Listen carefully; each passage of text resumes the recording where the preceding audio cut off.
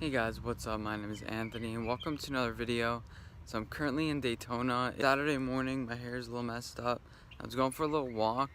I was trying to do a little recovery, but my legs are dead. So yesterday I got a PR, 17:15 on the track. The video is gonna be about that. So I have to kind of not rush back, but they told me to be back by the place at 8 and it's currently 7:55 and I'm around 10 minutes from there.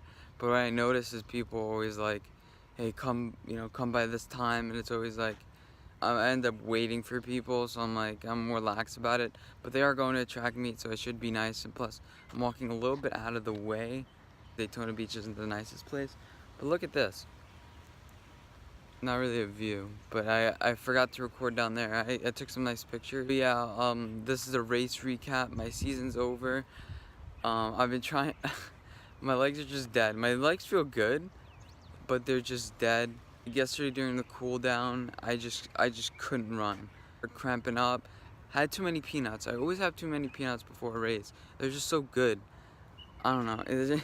Oh, they're cashews this time. We're gonna talk a little bit more about the race recap when I get back on Strava. But currently, today is Saturday. I'm just gonna watch my friends run and cheer them on, and maybe try to muster a little recovery in, and then head back to Gainesville and head back to real life. I wasn't supposed to spend the night since I'm not running any events today, so I'm like, well, it was free, and I just was racing, so I'm like, why not? And one of the people dropped out, so I was like, this is perfect for me. I get to spend the night with some of my friends, and this is the hotel that they found.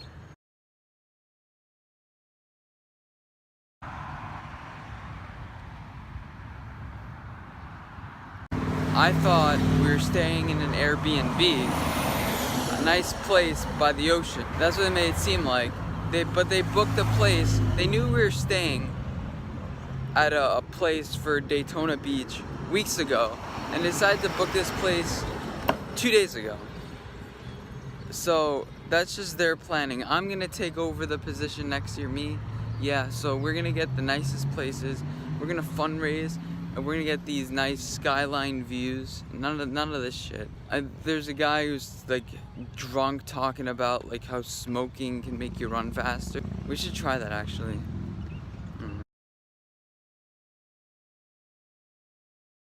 Okay, and here we are. We're gonna analyze my race. This is always kind of weird, and I always mention how it's weird. But I'm wearing the same shirt as I did before. This is my race recap shirt. No, it's not. But yeah, let's get right into it. So as you can see, here's my Strava profile with a link in the description. You can get to it and see all this.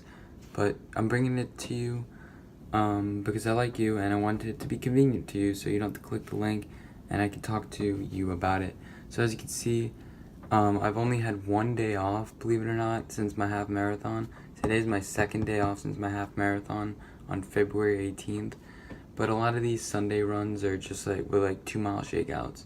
So yeah, this is my training. This is what I've been running over the past couple weeks. Didn't really taper that well. I ran 10 miles on Sunday, I think, or last Saturday. So that wasn't really that smart, I guess. But this is how I tapered. I started off Monday with around 10 miles.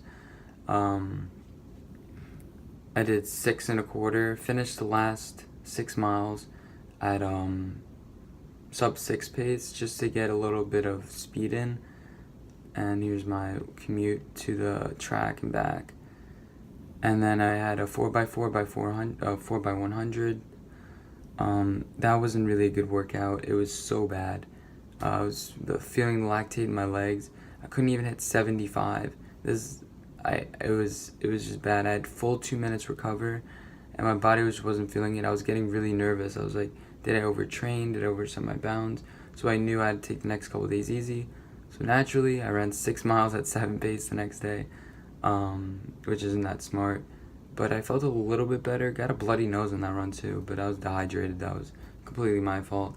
So then the next run, I'm like, okay, tomorrow's the race. Tomorrow night is the race. So this was Thursday morning. The race was Friday night. I'm not even gonna bring a GPS. And I did some strides after. Felt the same thing I was doing Tuesday night.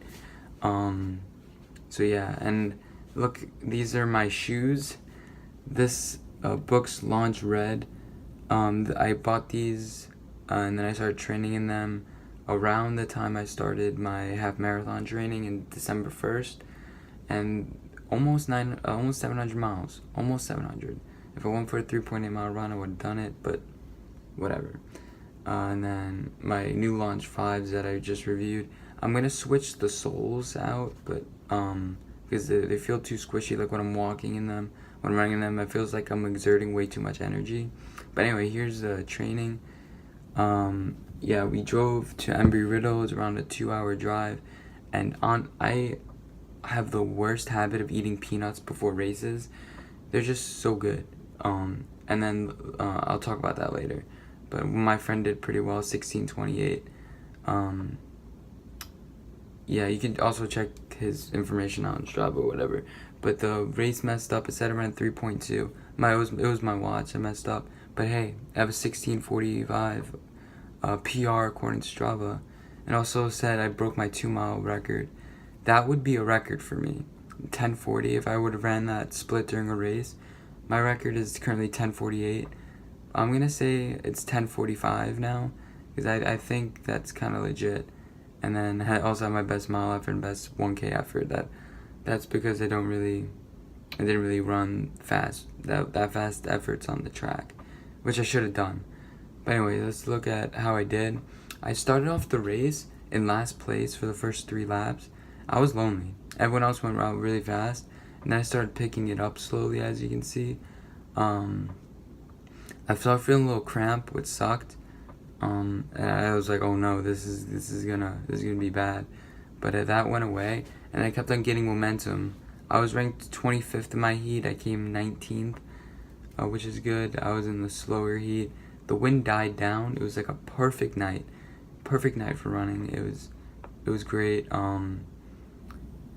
Yeah, it was a really good race. I didn't know what to think of it beforehand.